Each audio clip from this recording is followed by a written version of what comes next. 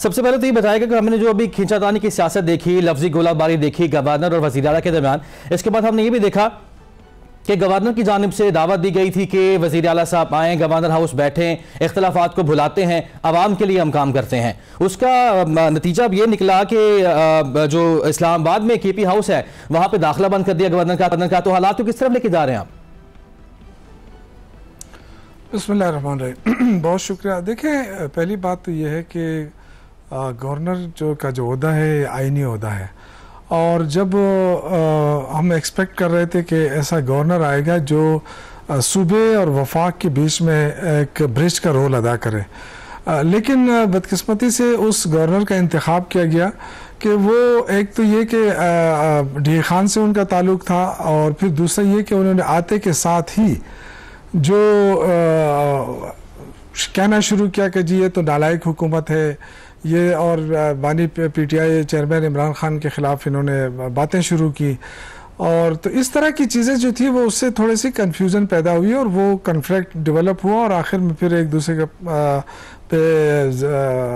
गोलाबारी शुरू हुई लफ्ज़ों की, और उस यहाँ तक पहुँची कि फिर ज़ाहिर है जो उन्होंने दबाव डालने की कोशिश की, और उनका ये ख्याल था कि शायद ये सूबाई हुकूमत है और ये दब जाएगी, और हम चूँकि मैं वफाक का नुमाइंदा हूँ तो मैं अगर कोई बात करूँगा तो वो शायद उसको इस तरह वो ना कर सकें। निहाल हाशमी साहब, आपकी जानिब आऊंगा, आप किस तरह से देख रहे हैं? अभी जिस तरह बात कर रहे थे शौकत यूसुफजई साहब के ब्रिज का रोल अदा करने वाला गवर्नर चाहिए था, लेकिन उन्होंने ऑफर तो कर दी ना कि आए, इख्तलाफात भुलाते हैं, आवाम के लिए काम करते हैं। इस पर आप क्या कहेंगे? बिस्मिल्लाहिर्रहमानिर्रहीम। मैं समझता हूं कि जो मुंतखब वज़ीर आला हैं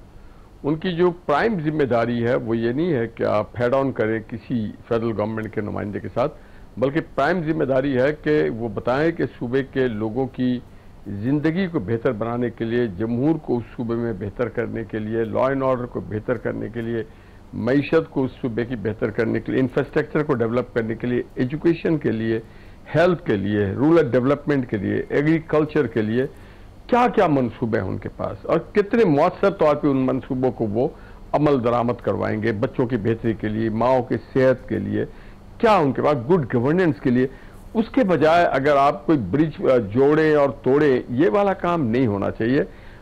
हमेशा वज़ीर आला के ऊपर ये बड़ी भारी जिम्मेदारी आती है कि उसके सूबे में कोई शख्स भूखा ना सोए, बेरोजगारी का खात्मा हो जाए, जहां तक उसकी कोशिश हो पानी लोगों के घरों तक पहुंचे, सफाई उनकी बेहतर हो, लोकल बॉडीज का सिस्टम बेहतर हो, और एक हम आहंगी का माहौल हो। खास करके एजुकेशन और हेल्थ में बहुत ज्यादा मौसर काम करने की जरूरत है। केपी एक ऐसा सूबा है जो बहुत सारे वसाइल से माला माल है, पानी का वसाइल है, एग्रीकल्चर बहुत साउंड है, लोग वहाँ के सबसे ज्यादा मेहनती लोग हैं और वो मेहनत करना जानते हैं और करते भी हैं। तो उनके मेहनत को सही डायरेक्शन में ले जा करके उनसे प्रोडक्टिविटी पे ज्यादा काम कराया जाए, उनको तरक्की के रास्ते, बुनियादी चीज है तरक्की करें, एकेडमिकली उसको और बेहतर किया जाए। तो ये सारी चीज छोड़ के अगर वज़ीर आला साहब बयानबाजी शुरू हो जाए या कोई इस तरह की महाजाराई शुरू हो जाए गवर्नर के साथ, तो उससे नुकसान जहां वज़ीर आला और गवर्नर साहब की इमेज का है, वहां पे सूबे का भी नुकसान बहुत ज्यादा होता है, वहां पे गवर्नेंस बड़ी मुतासिर होती है, वहां पे लॉ एंड ऑर्डर सिचुएशन में फिर वो तवज्जो और वो फोकस नहीं कर सकता। और बिलखुसूस जो अफसरशाही है, जो सब मुलाजमीन है सिविल, वो क्या देखेंगे, वो क्या पैगाम लेंगे, वो किस तरह से गवर्नेंस को बेहतर करेंगे। तो ये बुनियादी चीज है। मैं ये समझता हूं कि वज़ीर आला को बहुत कुछ बर्दाश्त करना होता है। ऑब्वियसली ऑपोजिशन, बिल्कुल वज़ीर आला को बहुत कुछ बर्दाश्त करना होता है। इसी पॉइंट के साथ आपके पास वापस आऊंगा निहाल हाशमी साहब। शौकत साहब, जिस तरह आप कह रहे थे कि उम्मीद ये थी कि ऐसा गवर्नर आएगा जो कि ब्रिज का किरदार अदा करेगा अवामी मसाइल के हल के लिए, लेकिन जो लफ्जी गोलाबारी हमने देखी उसके बाद उन्होंने ऑफर तो कर दी ना कि आए गवर्नर हाउस में बैठें, मैं दावत करता हूँ, खाने पर बुलाता हूँ, उसके बावजूद ये रिएक्शन आना कि केपी हाउस इस्लामाबाद में उनका दाखिले बंद कर देना, तो इसको किस तरह जस्टिफाई करेंगे आप? देखें, ये तो आखिर में जब उनको पता चला कि जी सूबाई हुकूमत हो किसी किस्म के प्रेशर में नहीं आना चाहती, नहीं आएगी, उसके बाद उन्होंने ये ऑफ़र दी, लेकिन वो वक्त गुजर चुका था। देखें, दोनों का एक ही हल्के से ताल्लुक है, इलेक्शन लड़ते रहे हैं एक दूसरे के खिलाफ, तो जाहिर है बड़े मुहतात रवैया इख्तियार करना चाहिए था। लेकिन जैसा उन्होंने आते के साथ ही जिस तरीके से उन्होंने प्रेस कॉन्फ्रेंस बुलाई जो और इतने हतक अमेज रवैया अपनाया और उन्होंने कहा जी मैं आपको सड़क पे घसीट लूंगा, आप वो लफ्ज देख लें वहाँ पे प्रेस कॉन्फ्रेंस में कि वज़ीर आला को कहा कि मैं आपको घसीट लूंगा और आप अगर सब दोनों जानिब से ही तबादला हुआ, दोनों जानिब से हमने देखा। ये नहीं देखें, तो देखें ये तो जब जाहिर है सूबे में आप आ रहे हैं और आपको पता है कि सूबे के मसाइल हैं, जिस तरह हाशमी साहब ने कहा लाइन आर्डर का मसला है क्योंकि यहाँ दहशतगर्दी हो रही है और दहशतगर्दी हो रही है, इसके अलावा फाटा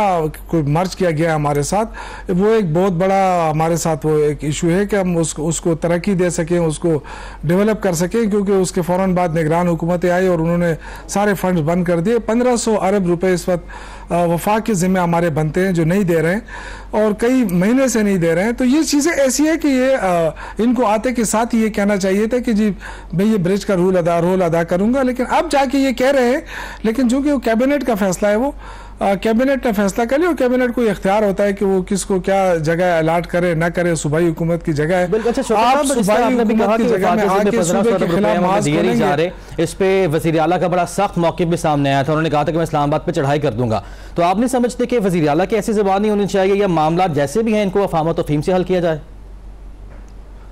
देखिए, लोग अली अमीन साहब के उसके ऊपर लहजे के ऊपर या उसके रवैये के ऊपर ज़रूर बात करते हैं, लेकिन मैं आपको बताऊं कि अली अमीन एक तो सीनियर हैं, वफाकी वज़ीर भी रह चुके हैं, सूबाई वज़ीर भी पहले रह चुके हैं, एक तजुर्बाकार बंदा है, उनको पता है कि वफाक कैसे चलता है और सूबा कैसे चलता है, दोनों में वो काम कर चुके हैं। तो उन्होंने ज़ाहिर है जब वो कहते हैं ना कि आप दीवार से लगा के आखिर क्या करेंगे, आप मुझे बताएं कि अगर आप 1500 अरब रुपए नहीं दे रहे, हमारे ज़िम्मे 620 अरब रुपए हमारे ऊपर कर्जा है, और आप टीवी के ऊपर आके देखें तो ये कहते हैं कि जी वो तो केपी ने तो कर्जे लिए हुए हैं और ये तो खा गए हैं, ये बताते क्यों नहीं है कर्जे कहाँ खत्म चले गए।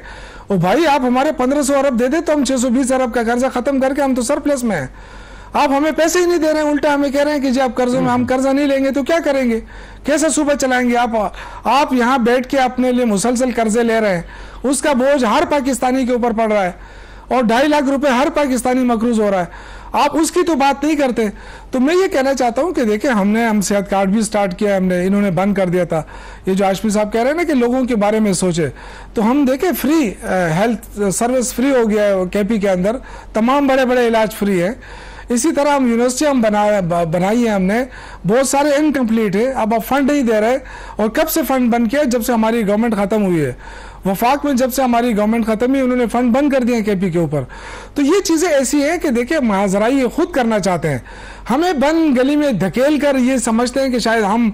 ज़्यादा कामयाब रहेंगे, लेकिन इस तरह नहीं होता। अली अमीन साहब ने शुरू में बड़ा अच्छा वो दिया, वो गए वज़ीर आज़म से भी मिले और उन्होंने बार बार कहा कि सूबे के हवाले से मैं वफाक के साथ बैठना भी चाहता हूँ, गो के मैं उनको नहीं मानता है, इन्होंने हमारा मैंडेट चोरी किया है, लेकिन इसके बावजूद सूबे के आवाम के खातिर में बैठने के लिए तैयार हूँ। उसके बाद क्या रिजल्ट आया?